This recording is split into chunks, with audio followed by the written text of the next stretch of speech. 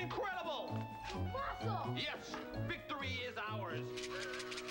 Hey, out of the way, out of the way. Give us some room. Winners need room. Champions need room to grow. And, what do losers need? A rock to hide under! You haven't won yet. Hey, a mere technicality.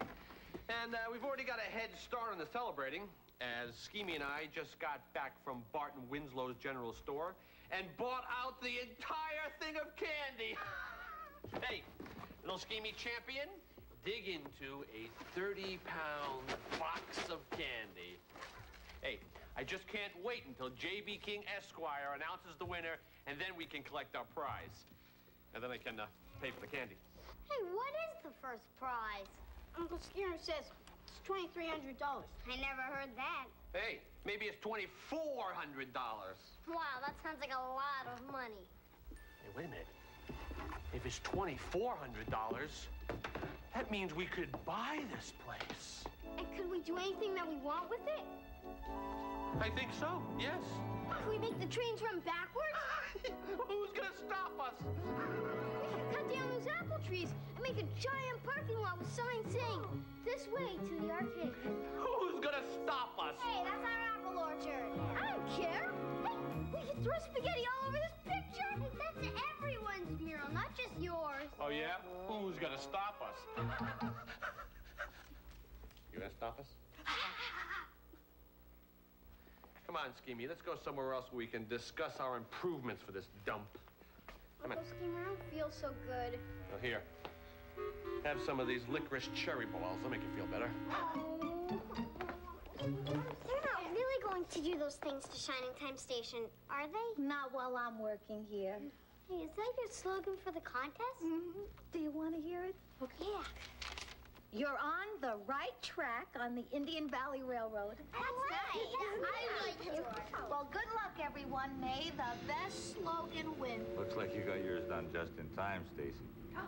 Good day, Miss Jones, Mr. Two Feathers. Well, it's time to find out what the winning slogan of the Indian Valley Railroad will be. Here they are, sir. Good, good. I'd like to use your workshop, Mr. Two Feathers, to select the winning entry. Well, please do. Go ahead, Mr. King. I don't think we'll win. Do you think we'll win? We could win.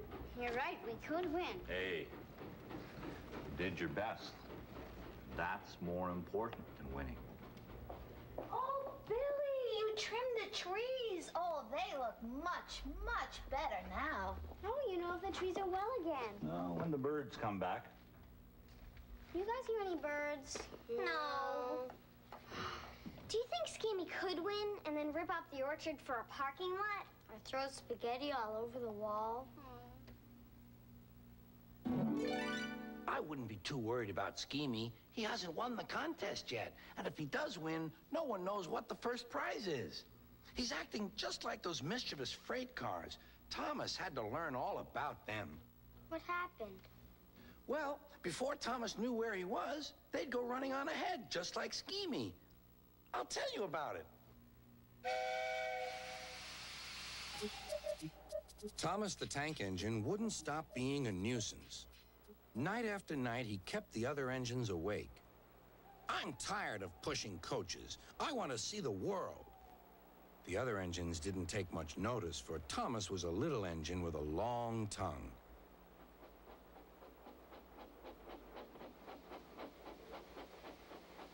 But one night, Edward came to the shed. He was a kind little engine and felt sorry for Thomas. I've got some freight cars to take home tomorrow. If you take them instead of me, I'll push coaches in the yard. Thank you, said Thomas. That will be nice. Next morning, Edward and Thomas asked their drivers, and when they said yes, Thomas ran off happily to find freight cars.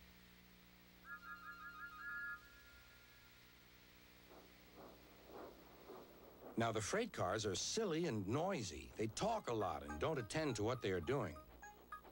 And I'm sorry to say, they play tricks on an engine who is not used to them. Edward knew all about the freight cars. He warned Thomas to be careful, but Thomas was too excited to listen.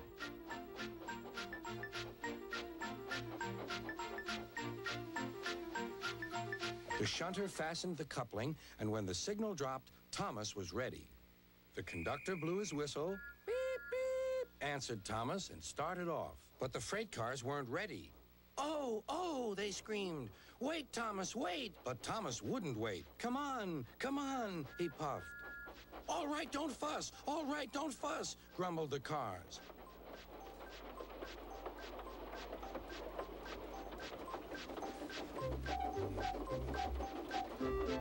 Thomas began going faster and faster. Whoosh! He whistled as he rushed through Henry's tunnel.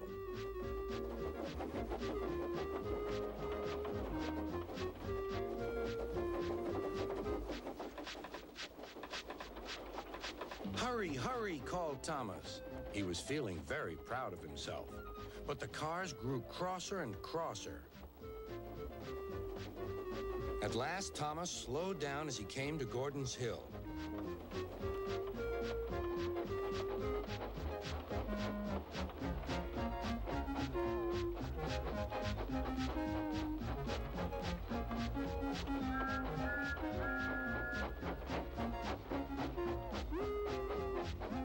Steady now, steady, warned the driver as they reached the top. He began to put on the brakes. We're stopping, called Thomas.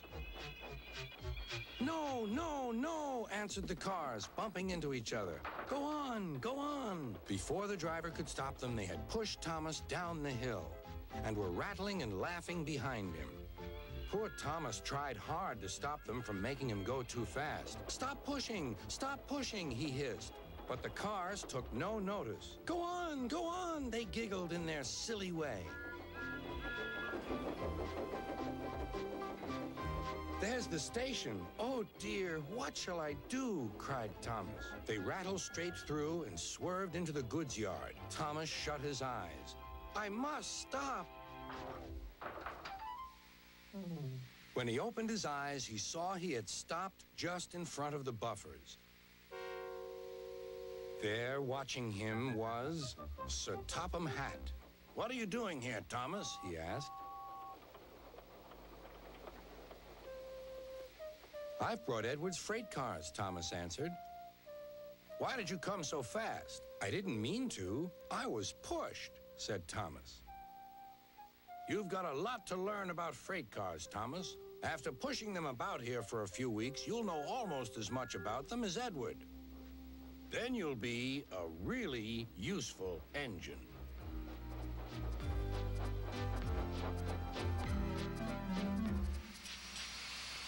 Look, J.B. King is about to announce the winner. Good luck. All right, everyone, gather around. Now, just hold on. I've gone over all the entries, and I've got 2 finalists here. I tell you, I just can't decide. I like them both. This one says, we may be small, but we're nice. There's something true and decent about that. On the other hand, we have the big, mean motion machine.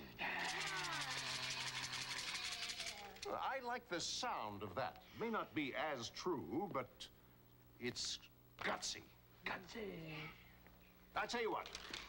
I'm going to put these 2 entries into this basket, and whichever one I pick will be the winner. And the winner is... Peep, peep, peep. Beep, beep, beep, beep, beep. I like the sound of that. Yeah, it's different. All right, everybody stop saying peep, peep, peep. It's the birds. Billy, the birds have come back to the trees again. Does this mean the trees are going to be all right? Oh, it's sure a good sign. I've always wondered who planted those apple trees. It was Johnny Appleseed. Johnny Appleseed? Do you know that for a fact? No. But do you know for a fact he didn't plant them? You have a point there. Johnny Appleseed, huh? Mr. King, the winning entry. Ah, yes, of course. Back to business. Peep, peep, peep. That has a cheerful sound. I like that in a railroad slogan. It gets my vote. Now, let's see, who wrote this winning entry? Tex, Rex, Dee Dee, Tito, and Grace. Who are these people? So what do they win? $2,500? Where in the name of brake fluid did you get that idea? No, the first prize is a ride with the engineer of the Rainbow Sun, the pride of the line. Rainbow Sun. But since the winning entrants don't appear to be here, how would you kids like to go? What about you? Oh, I don't feel so good. I want to lie down. Would you like an apple? Well, what do you know? We won! Hey, let's celebrate! Yeah, with a song. Of course, with a song. Uh-huh, a railroad song. And a 1 and a 2. Riding on the city of New Orleans, Illinois Central, Monday morning rail. There are 15 cars and 15 restless riders, 3 conductors and 25 sacks of mail. They're all out on southbound Odyssey, and the train pulls out of Kankakee, rolls past the houses, farms, and fields, passing towns that have no names, and freight yards full of old black men, and the graveyards of rusting automobiles, singing good morning America, how are you? Saying don't you know me, I'm your native son. Yes, I'm the train they call the city of New Orleans, and I'll be gone 500 miles when day is done. And the sons of Pullman porters, sons of engineers, they ride the father's magic carpet made of steam, and mothers with their babes asleep go rocking to the gentle beat. The rhythms of the rails is all they dream, just a singing good morning America, how are ya?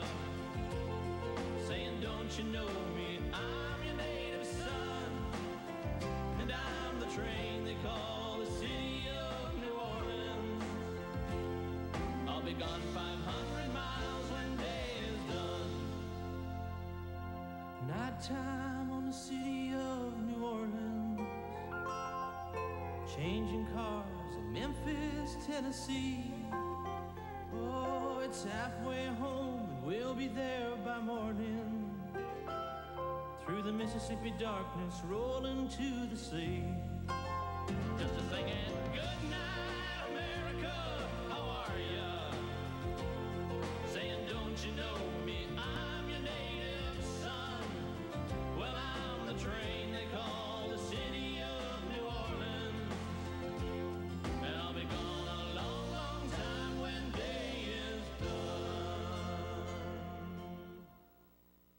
Funding for this program was provided in part by the Corporation for Public Broadcasting and by the financial support of viewers like you.